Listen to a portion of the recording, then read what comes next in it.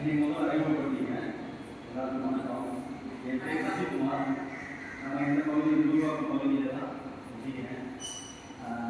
RSS Rashtriya பிரயோஜன சங்கம் அதனுடைய இந்த ராஷ்டிரிய பிரயோஜன சங்கம் கேள்விப்பட்டீங்க. ஆர்எஸ்எஸ் அதனுடைய இந்த பகுதி விரும்பாக்கம் பகுதியோட சம்பத் பண்ணுவாங்க. சமஸ்கிருதத்தில், தமிழில் மக்கள் தொடர்பாளர், இங்கிலீஷில் பிஆர். இப்போ இந்த கந்தசஷ்டி கவசம் இன்னைக்கு வந்து தமிழ்நாடு ஃபுல்லாக எல்லா ஆலயத்திலையும் பாராயணம் பண்ண சொல்லியிருக்காங்க. ஏன் பண்ண சொல்லியிருக்கோம்? எதுக்கு கந்தசஷ்டி கவசம் படிக்கிறோம்? ஒரு கடவுளை பிரார்த்தனை பண்ணும்போது நம்ம என்ன பிரார்த்தனை பண்ணுவோம்? நாம நல்லா இருக்கணும், நம்ம குடும்பம் நல்லா இருக்கணும், நோய் நொடி இல்லாமல் இருக்கணும், அடுத்த தலைமுறை நல்லா இருக்கணும். இப்படிதான் இன்னிலிருந்து நம்ம வீட்டில் பிரார்த்தனை பண்ணாலும் சரி, கோவிலில் பிரார்த்தனை பண்ணாலும் சரி, நம்மளை சுற்றி உள்ளவங்களும் நல்லா இருக்கணும், நம்ம நாடும் நல்லா இருக்கணும். இதை 2 வாக்கியம் எக்ஸ்ட்ராவை சேர்த்து கடவுள்கிட்ட பிரார்த்தனை பண்ணணும். எப்போ பிரார்த்தனை பண்ணாலுமே கோவில் வீடு எங்கே இருந்தாலும். இன்னொரு தகவல், திருப்பரங்குன்றம் கேள்விப்பட்டிருப்பீங்க. திருப்பரங்குன்றத்தில் தீபம் ஏற்ற முடியாத சூழ்நிலையில நம்ம இருக்கோம். கோர்ட்லேருந்து ஆர்டர் வந்ததுக்கு அப்புறம் கூட நம்மளால ஏற்ற முடியும். காரணம், கேட்கறதுக்கு பார்க்கறதுக்கு தான் நம்ம பெரிய அளவில் நம்ம இருக்கோம் அப்படின்னு தோணும். நமக்குள்ள அந்த இது இல்லாமல் போயிடுச்சு. ஏன்னா அந்த சூழ்நிலையை மாட்டிக்கிட்டு நம்மளும் சரிங்களா. இது மறுபடியும் திருப்பி இந்த மாதிரி சூழ்நிலை வராமல் இருக்கிறதுக்கு நம்ம கொஞ்சம் சிந்திச்சு செயல்பட்டா கொஞ்சம் நல்லா இருக்கும். எப்படி சிந்திக்கணும், ஏன் சிந்திக்கணும், நீங்க தான் சிந்திக்கணும். நான் சொல்லக்கூடாது, நீங்க சிந்திச்சு செயல்படுங்க. அது ஒன்று. இன்னொரு விஷயம், கோவில் ஒரு விஷயம் இருக்கட்டும். நிறைய கோவில் இடிப்படுது, ஸ்லோகம் சொல்லக்கூடாது, மந்திரம் சொல்லக்கூடாது. உதாரணத்துக்கு இன்னைக்கு கந்தசஷ்டி கவசம் சக்தி சத்தியம்மன் கோவில் தெரியுமா உங்களுக்கு? சக்தி சத்தியம்மன் கோவில் ரெட்டி தெருவில் இருக்கு. அந்த கோவிலில் நடக்க வேண்டியது கவர்மெண்ட் வந்து நடத்தக்கூடாது, கந்தசஷ்டி கவசம் படிக்கக்கூடாது.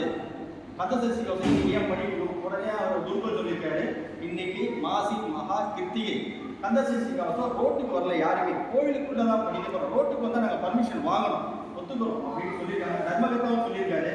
அப்படி இருந்து கேட்கல, கந்தசஷ்டி கவசம் படித்தா நான் அரசு பண்ணுவேன். இப்போ ஒரு 1.5 மணி நேரத்துக்கு முன்னாடி நானும் தாங்க இருந்தேன். அரசு பண்ணுவேன், அரசு பண்ணா பண்ணிக்கங்க. கந்தசஷ்டி கவசம் படிக்கக்கூடாது, எங்கேயுமே ஜீவ மாசம். கந்தசஷ்டி கவசம் எங்கேயுமே பாடக்கூடாது, பண்ணக்கூடாதுன்னு எங்கேயுமே சட்டம் வந்து யாருமே சொல்லலை, எதுவுமே சொல்லலை. முடிஞ்சதை நீங்கள் பண்ணிக்கங்க அப்படின்னு சொல்லியாச்சு. நீங்கள் ரோட்டுக்கு அடுத்த வார்த்தை வந்து நீங்கள் ரோட்டுக்கு வந்தால் நான் பண்ணுவேன் அப்படின்னு ரோட்டில் நின்றுட்டு இருக்காங்க. கோவிலுக்குள்ள கந்தசஷ்டி கவசம் எல்லா பக்தர்களும் வாங்கினாங்க, எல்லாமே நடந்தது, தீபாவளி நடந்தது, நல்லபடியாக பிரசாதம் வாங்கினாங்க, சாப்பிட்டாங்க, வந்தாங்க. அதை வரும்போது இப்போ பிரசாதம் கொடுத்துருக்காங்க, ரோட்டில் சாப்பிடலாமான்னு கேட்டிருக்காங்க. கிண்டல் பண்ணுறீங்களா? இல்லை சார், நியாயம் கேட்குற, ரோடு உங்கள் ரோடு இல்லை, நாங்கள் சாப்பிடலாமா இருக்காங்க. காவல்துறையை கிளம்பிட்டு இவங்களும் முடிஞ்சு கிளம்பிட்டாங்க. இந்த சூழ்நிலை நம்ம இருக்கோம். இன்னொரு தகவல், இது கோவில் வழியாக இருக்கட்டும். 2 பெண் பிள்ளைகள் நம்ம பகுதியில் இருக்கிற ஒரு கேர்ள்ஸ் ஸ்கூல் இருக்கு. அந்த கேர்ள்ஸ் ஸ்கூல்ல பொட்டு வச்சுட்டு வந்ததுக்கு ரோட்ல நிற்க வச்சிருக்காங்க.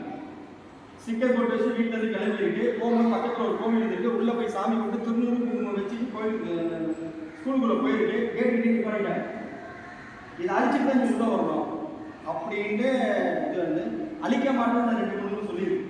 நான் ஏன் அழிக்கணும், நான் சாமி கொடுத்துருக்கேன், ஏன் அழிக்கணும் அப்படின்னு கேட்டது. அப்போ அது உங்கள் அப்பா அம்மா வர சொல்லு அப்படின்னு ஃபோன் பண்ணுங்க. அவங்களுக்கு ஃபோன் பண்ணாமல் அப்பா அம்மா வந்தாங்க. அதுக்கப்புறம் ஒரு சின்ன வாக்குவாதம்லாம் போச்சு. இவங்க அப்படி வராங்க, இவங்க இருக்கிறோம். அப்போ பேரண்ட்ஸ் பேசுனாங்க, அதெல்லாம் போட்டு வராங்க, அது வராங்க, இது வராங்கன்னு. அவங்களுக்குலாம் தமிழ்நாடு காசு பண்ணியிருக்காங்க, முறையிலே வரலாம் அப்படின்னு.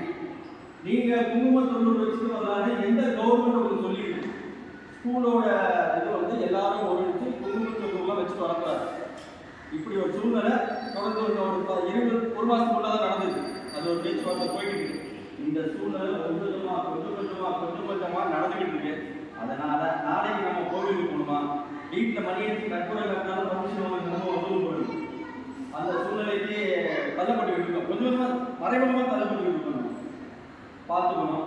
சேலை கட்டுறது அவமானமாக போயிடுச்சு, ரொட்டி வைக்கிறது இல்லாமல் போயிடுச்சு, கொலுசு மாற்றுறது இல்லாமல் போயிடுச்சு, பழைய மாற்றுறது இல்லாமல் போயிடுச்சு. இதெல்லாம் நம்ம சிந்திச்சு கொஞ்சம் செயல்பட்டு சிந்திச்சு பண்ணுவீங்க. நம்புகிறோம் நம்ம நல்லது. நன்றி.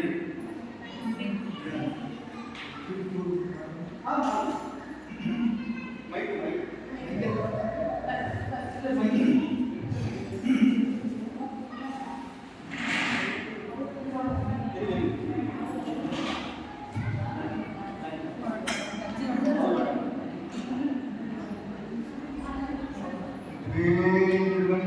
அரோகரா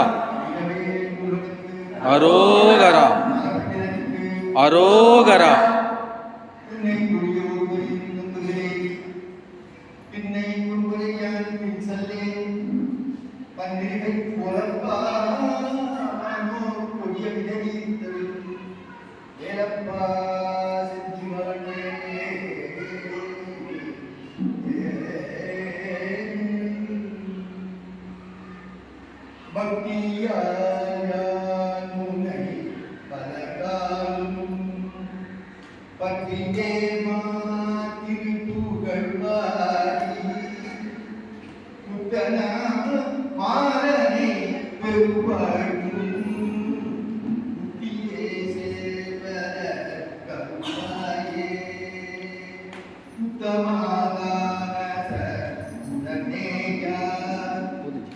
போதுங்களா?